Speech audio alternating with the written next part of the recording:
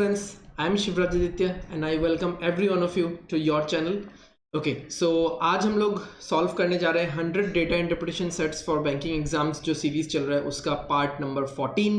So with the completion of part number 14 हम लोग complete कर चुके होंगे 56 sets of DI and this is something like more than 250 plus questions. ठीक है, so I hope इस सीरीज से आपको फायदा मिल रहा है, ठीक है, जिसका लाभ आप लोग एग्जाम में उठा पाएंगे and you'll be scoring marks and you'll be achieving your dreams. Okay, so without wasting any further time, let's begin.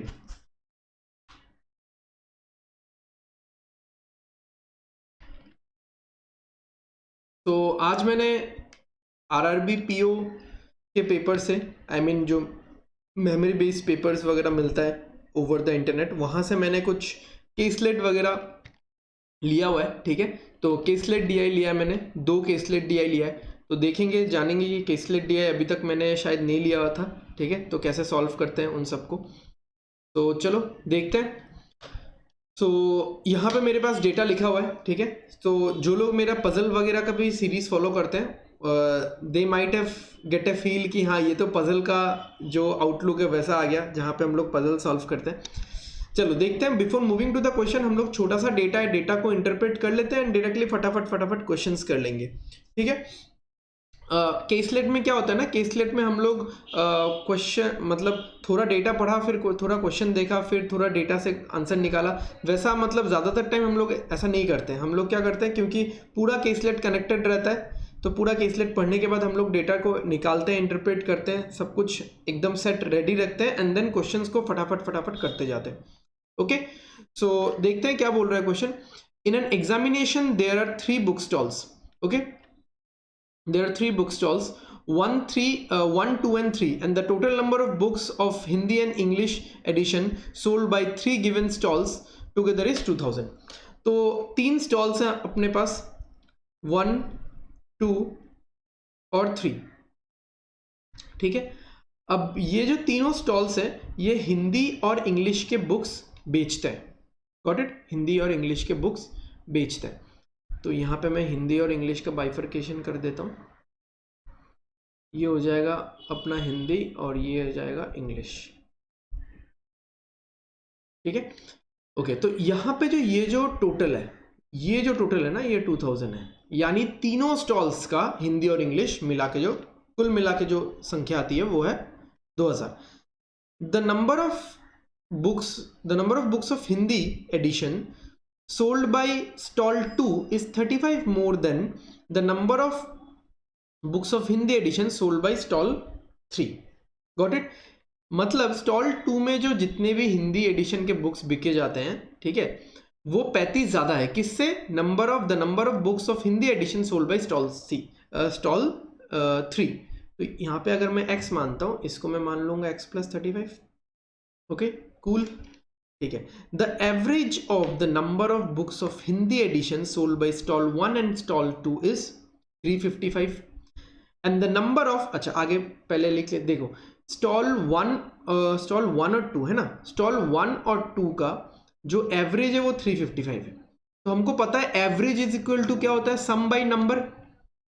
Average 355 है, यानी सम टोटल कितना होगा, 355 इंटू 2.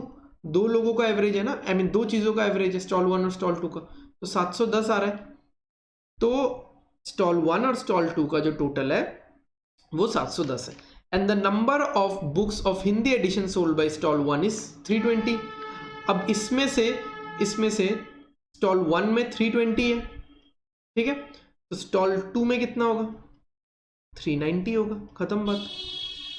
300 300 600, 90 और 20 कितना, 110.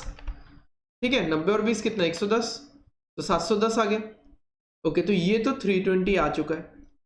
अब एक चीज देखो, ये जो 390 आया ना, ये 390 ही x + 35 है. ये 390 ही x + 35 है. तो x कितना हो जाएगा, 355, isn't it? 355. तो इसके बदले मैं लिख सकता हूं 390 और इसके बदले में लिख सकता हूं 355. Got it. आगे बढ़ते हैं.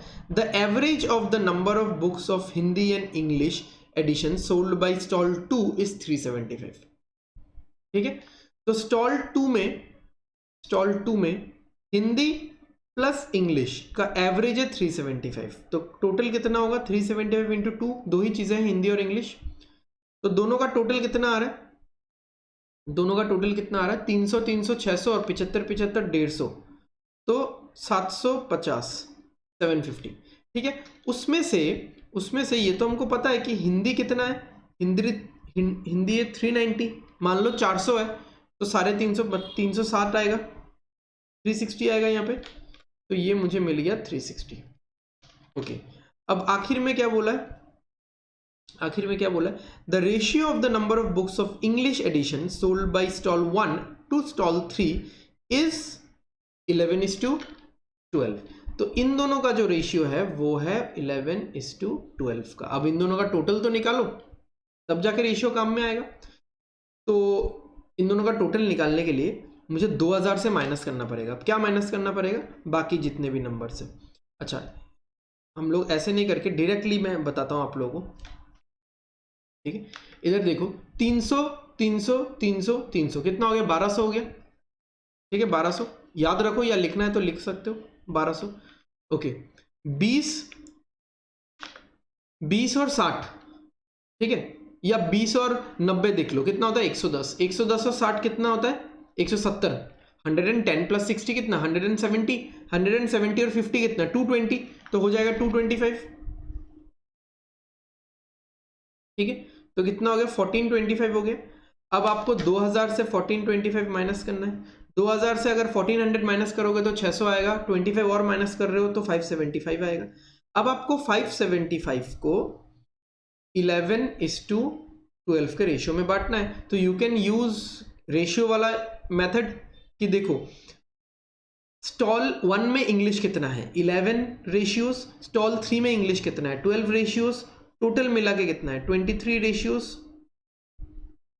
और इसी 23 रेशियोज का वैल्यू कितना है 575। तो 1 रेशियो का वैल्यू कितना है, 1 रेशियो का वैल्यू कितना है 23 से अगर मैं कैंसिल करूंगा इसको 23 1 टाइम्स, ये आएगा 25। देखो क्योंकि 25 इंटू 25 625 होता है ना, तो 225 कम ले लो। ओके, तो ये वाला कितना आ रहा है, ये वाला कितना आ रहा है 275, और ये वाला कितना आ रहा है 300। ठीक है, 12 इंटू 25 300 होता है, और एक 25 कम। ठीक है, अब मेरे पास ये डेटा आ गया। अब हम लोग क्वेश्चन की तरफ चलते हैं। What is the total number of books of Hindi and English edition sold by stall number 2। Stall number 2 में हिंदी और इंग्लिश टोटल कितना है, स्टॉल नंबर 2 में हिंदी, अरे ये तो ऐसे ही निकाला था हमने 750, यहीं पे तो निकाल लिया था। Okay, the number of books of Hindi edition sold by stall 1 is what percent of total number of books of both editions sold by all the 3 given stores। तो स्टॉल 1 में हिंदी, स्टॉल 1 में हिंदी 320 है, तो 320 आपको पूछा है 2000 का कितना परसेंट है,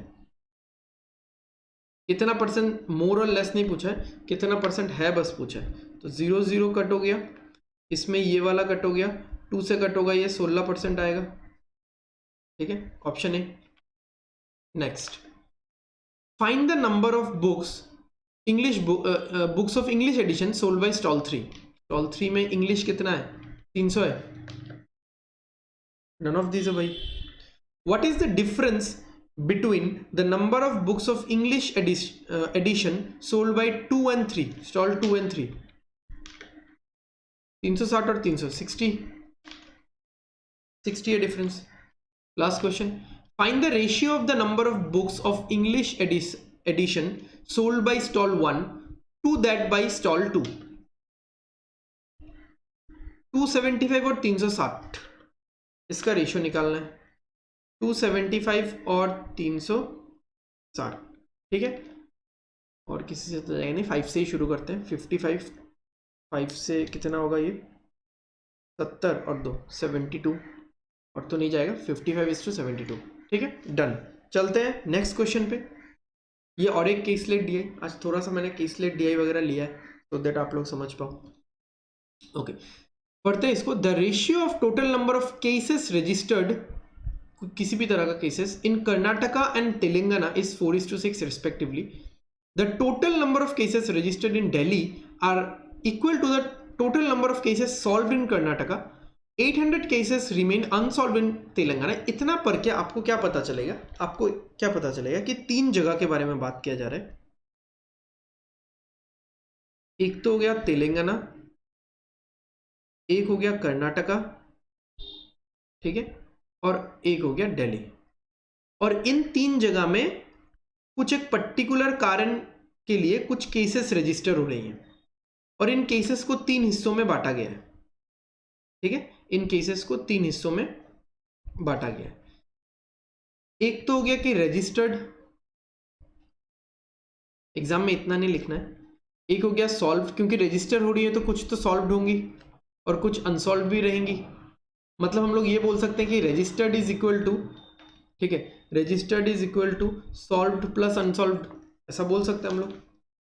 ओके, आगे पढ़ते हैं। अच्छा, हम लोग स्टार्ट करते हैं ना, हम लोग स्टार्ट करते हैं जहां से हमने पढ़ना शुरू किया था।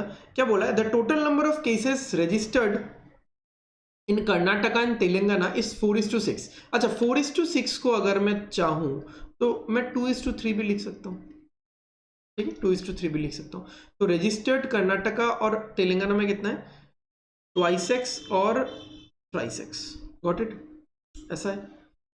The total number of cases registered in Delhi is equal to the total number of cases solved in Karnataka.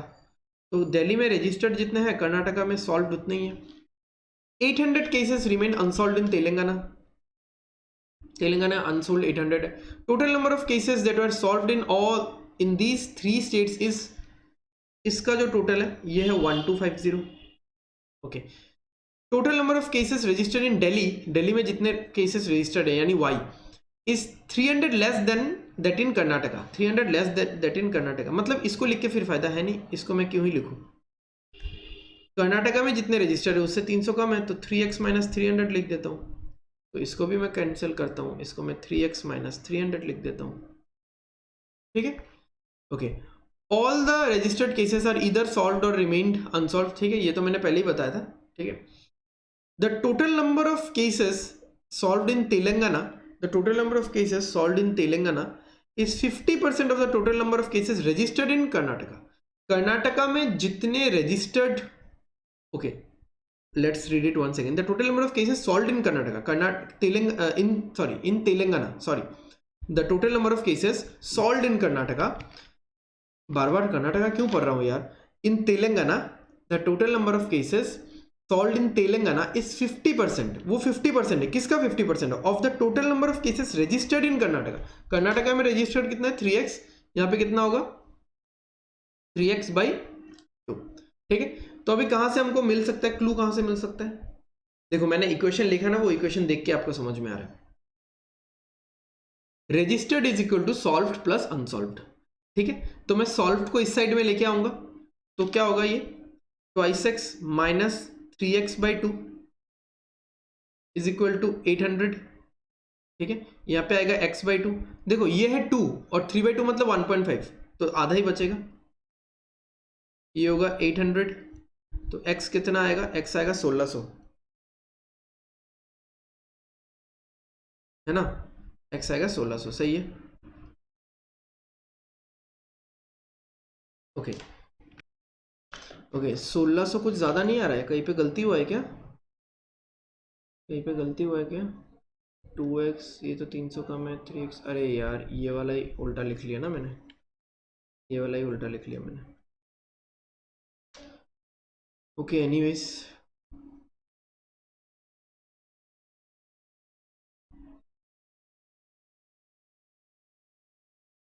Okay, तो Karnataka is to Telangana, Karnataka and Telangana is 4, तो कर्नाटका छोटा वाला होगा ना, ये होगा 2x, ये होगा 3x, ये 2x, ये 2x, ये यहाँ पे होगा 2x का आधा।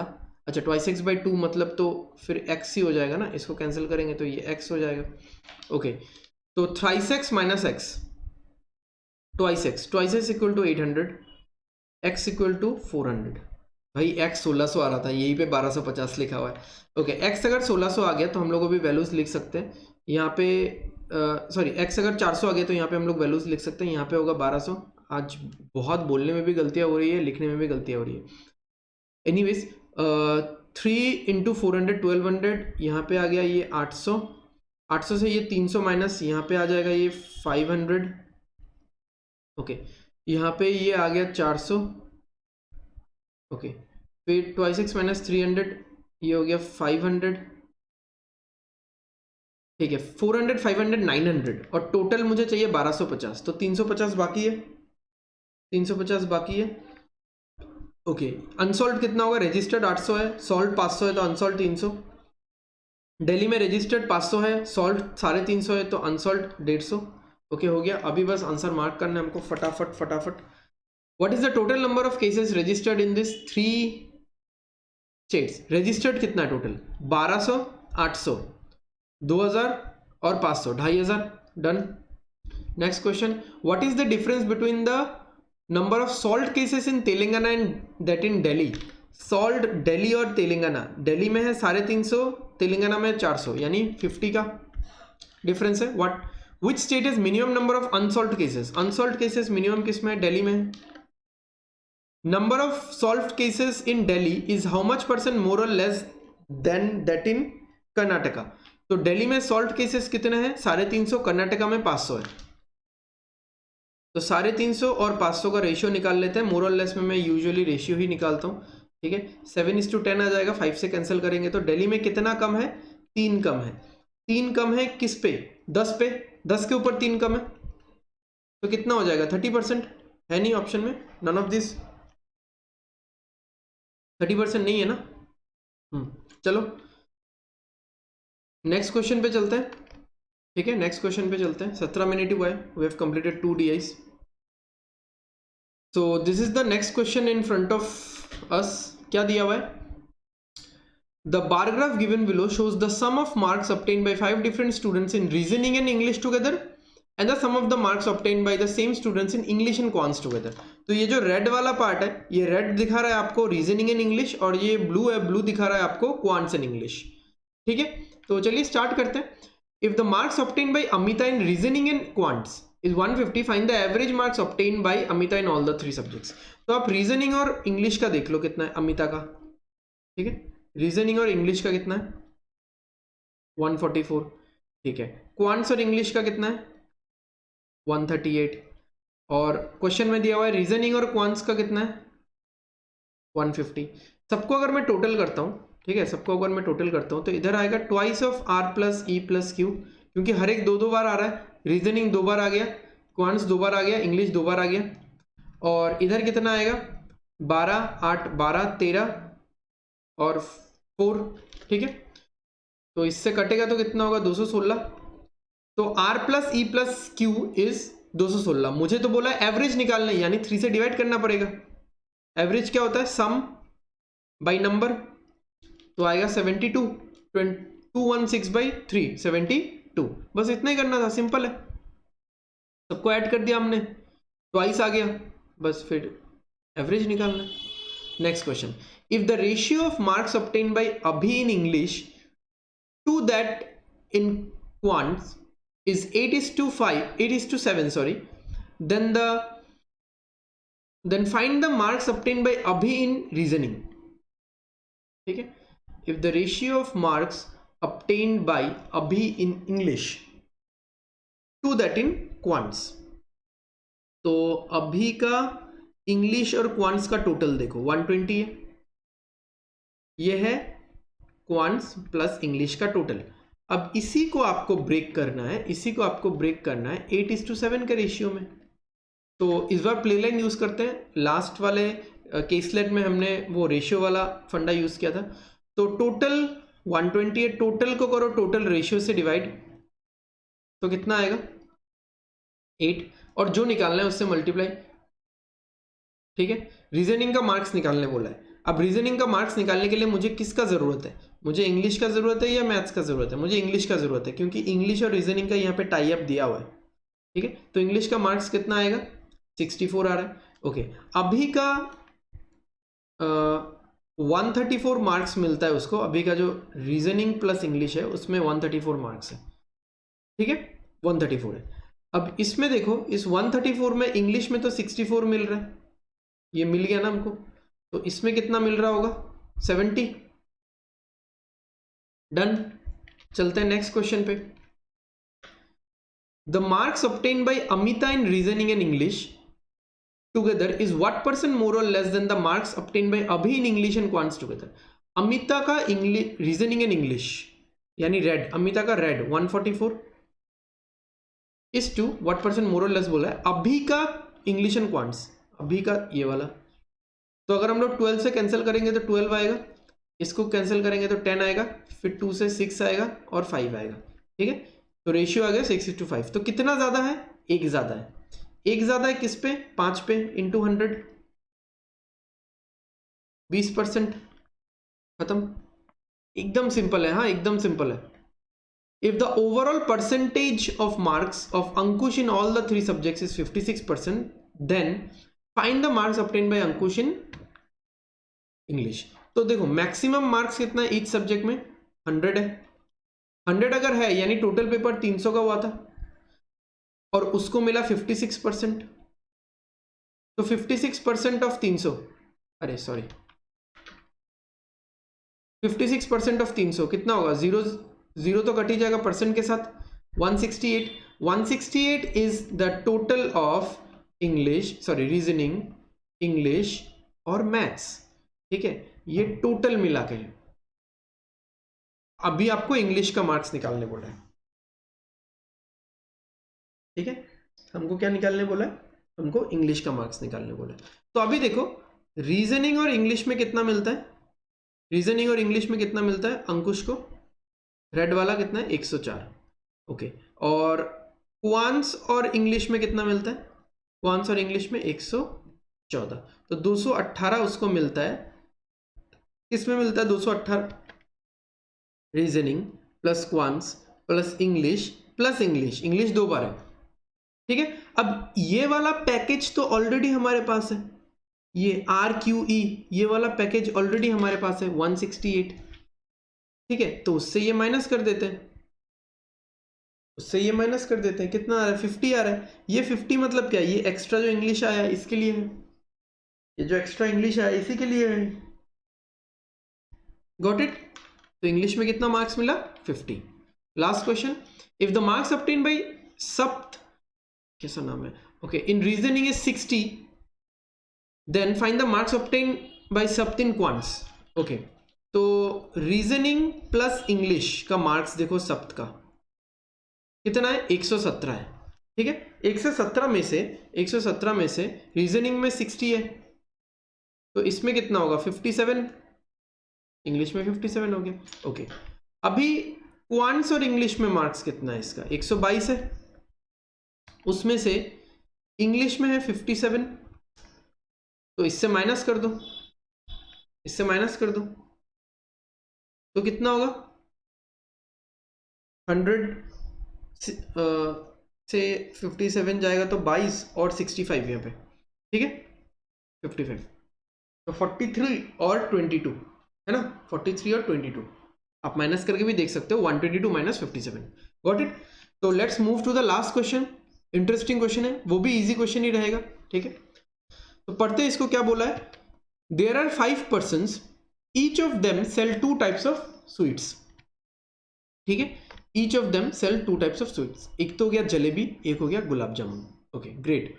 The given table shows the total weight of both sweets together sold by each person, total weight of sugar syrup used in both the sweets and total weight of jalebi sold by each person. तो जैसे हम लोग ए को देखते हैं, अब ए में ये 500 क्या है, ये जो 500 है ये है total weight of both the sweet sold together, okay.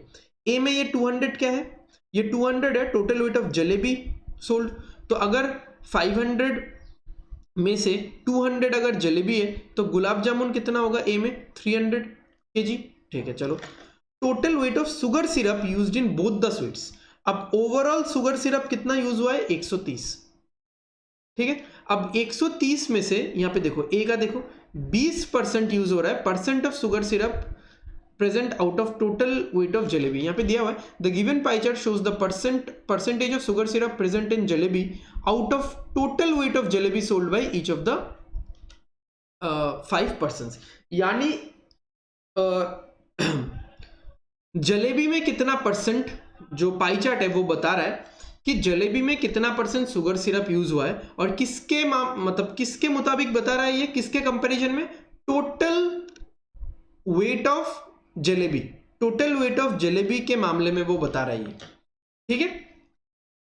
Sugar syrup जितना यूज हुआ है जलेबी में out of total weight of jalebi, तो टोटल वेट ऑफ जलेबी कितना है, 200 है, मैं ए का बता रहा हूं, हाँ ऐसे ही हम लोग बाकी सारा करेंगे। टोटल वेट ऑफ जलेबी कितना है, 200 है, 200 का 20% कितना होता है, 200 का 20% कितना होता है, 40, तो 40 kg शुगर सिरप यानी चाशनी, ठीक है, चाशनी, तो 40 kg शुगर सिरप जलेबी में यूज हो रहा है, और टोटल कितना यूज हो रहा है, 130, यानी गुलाब जामुन में कितना शुगर सिरप यूज हो रहा है, गुलाब जामुन में कितना यूज हो रहा है, 90 kg, है ना, 90 kg यूज हो रहा है। और एक कैलकुलेशन करके मैं बता देता हूं सो दैट हम लोग जब क्वेश्चन सॉल्व करेंगे तब हम लोग जल्दी जल्दी कर पाए। ओके देख लो डी का, डी में टोटल वेट ऑफ स्वीट कितना है, 800, उसमें से जलेबी कितना है, 350, जलेबी 350 है, तो गुलाब जामुन कितना है, 450, ठीक है। अब शुगर सिरप चाशनी कितना है जलेबी में, जलेबी में चाशनी डी है ना, डी कितना है, 30%, 135 का 30% यानी 135 इंटू 3 यानी 105, तो 105 kg चाशनी यूज होता है। टोटल चाशनी कितना है डी में यूज हो रहा है, 240, 240 से जलेबी में यूज हो गया 105, गुलाब जामुन के लिए बचा कितना, 135 kg। तो इस तरह से हमको सारा डेटा इंटरप्रेट करना है फॉर दिस पर्टिकुलर क्वेश्चन। चलते हैं फर्स्ट क्वेश्चन की ओर। क्या दिया हुआ है, the total weight of sugar syrup used in gulab jamun by E is how much percent more और less than that by C in jalebis. तो ई में गुलाब जामुन में शुगर सिरप कितना यूज हुआ, ठीक है, ये निकालना है। देखो तो टोटल है कितना 1000, जलेबी कितना है 500, ई में जलेबी 500 है, तो ई में शुगर सिरप कितना यूज होगा 20%, 500 का 20% कितना हो गया 100, तो 175 kg शुगर सिरप में से 100 kg तो गुलाब जामुन के लिए यूज हो रहा है, और सॉरी जलेबी के लिए यूज हो रहा है, तो गुलाब जामुन के लिए कितना यूज होगा 75 is 2 is how much percent more or less than that by C in jalebis. C का जलेबी का निकालना है, तो 40%, सॉरी 400 kg, C में जलेबी तो सीधा सीधा है ना 400 kg, और परसेंटेज कितना है 20%, तो 80, सीधा 80 kg, तो 110 में से 80 kg यूज हो रहा है जलेबी में, तो 30 kg यूज होगा गुलाब जामुन में, ठीक है। तो अगर हम लोग 15 से कट करेंगे तो 5 आएगा, 15 से कट करेंगे तो 15 से तो नहीं जाएगा ना, 5 से ही जाएगा, 15 और 16, गॉट इट। तो कितना कम है, एक कम है, एक कम है 16 पे इंटू 100, 4 से कैंसिल करेंगे तो 4 और 25, 25/4 कितना होता है 6.25%, ठीक है। चलो आगे बढ़ते हैं। What is the average weight of gulab jamun sold by B D and E, B D और E, average weight of gulab jamun. तो टोटल 400 है, जलेबी 150 है, तो गुलाब जामुन 250 होगा। टोटल 600 है, जलेबी 400 है, तो गुलाब जामुन 200 होगा, ठीक है। अरे ये नहीं, ये तो चाहिए नहीं हमको। 800 है, 350 है जलेबी, तो 450, 450, ओके। 1000 है टोटल और 500, अच्छा 500 500 बढ़ जाएगा, टोटल कितना हो रहा है 9 11 12, ओके। हमको बोला एवरेज निकालने, तो divided by 3, 400 kg। What is the ratio of total weight of sugar syrup used by A to that by C for preparing gulab jamun. A में total weight of sugar syrup कितना है,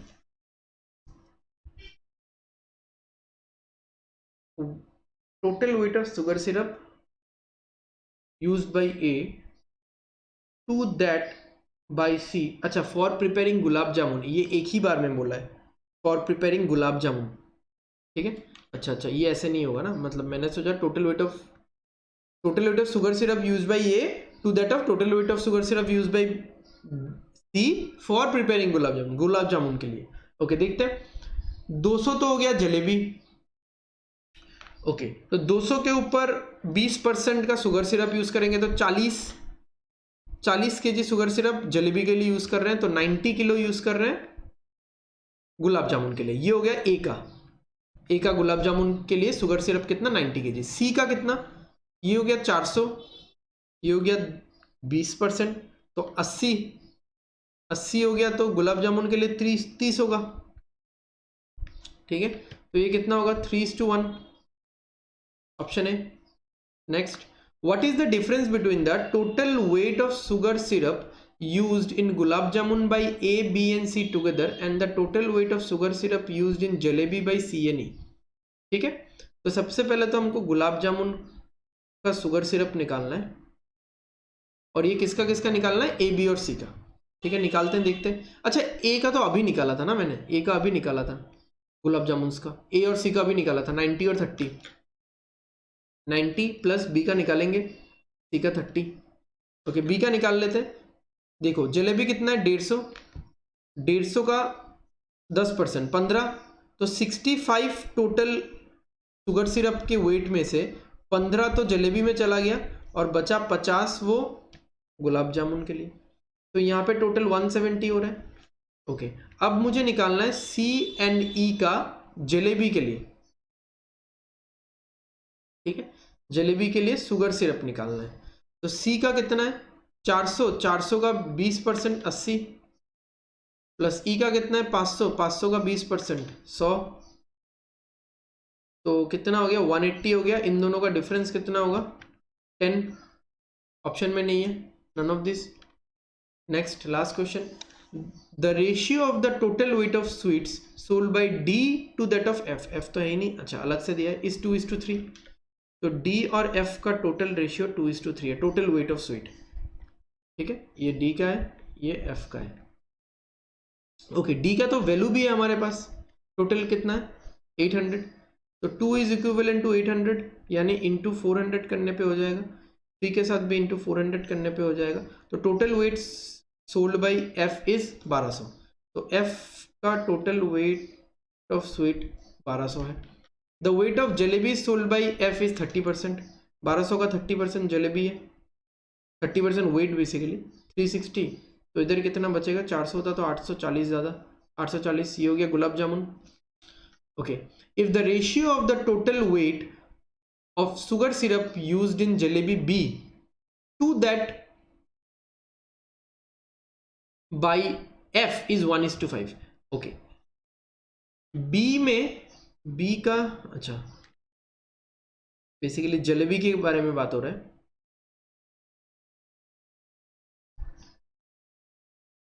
ठीक है, जलेबी के बारे में बात हो रहा है, तो जलेबी के शुगर सिरप के बारे में बात हो रहा है, और बी और एफ का रेशियो कितना है, 1:5।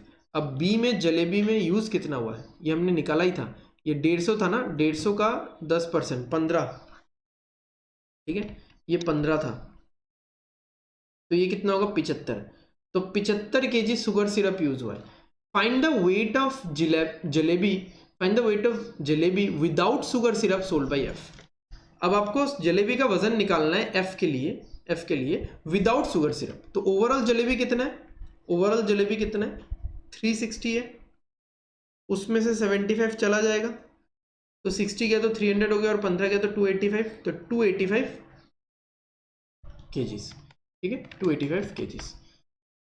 सो आई होप आप सबको अच्छा लगा, ठीक है। दिख रहा है क्या, ये कहीं ढक तो नहीं गया, दिख रहा है ना, आप लोग आराम से नोट कर सकते हो इससे।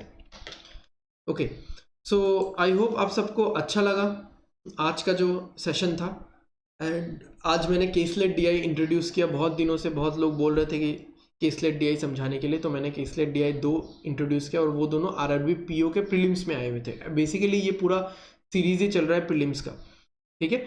सो आप लोग प्रैक्टिस करो, पढ़ो इन चीज़ों को। लास्ट वाला जो क्वेश्चन था देखो, उसमें अगर आप स्टेप बाय स्टेप एकदम कैलकुलेट करोगे तो बहुत लंबा होगा, तो हमने बहुत सारा कैलकुलेशंस ऑरेली किया है, ठीक है, बहुत सारा कैलकुलेशंस हमने ऑरेली किया है, so that you can go through. Okay, so thanks for watching. आप लोग वीडियो को शेयर कीजिए, कमेंट कीजिए, स्पेशली उन लोगों को शेयर कीजिए जिनको ज़रूरत है, जो ज़रूरतमंद है, एंड कमेंट करो कि और नेक्स्ट क्या कोर्सेस और नेक्स्ट क्या सीरीज़ में स्टार्ट कर सकता हूँ। वैसे मैंने एक सोच के रखा है that I will be starting in like 2-3 दिन के अंदर ही वो वाला सीरीज़ में स्टार्ट कर दूंगा, ठीक है। सामने एग्जाम्स भी आ रहा है, अभी मैं रिवील नहीं कर रहा हूँ वो, ओके। सो और बाकी आप लोग सब्सक्राइब कर दो सो दैट आने वाले वीडियोस का नोटिफिकेशंस आपको मिलते रहे, ठीक है। Thank you guys, thanks a lot for watching and stay safe and study hard. Bye bye.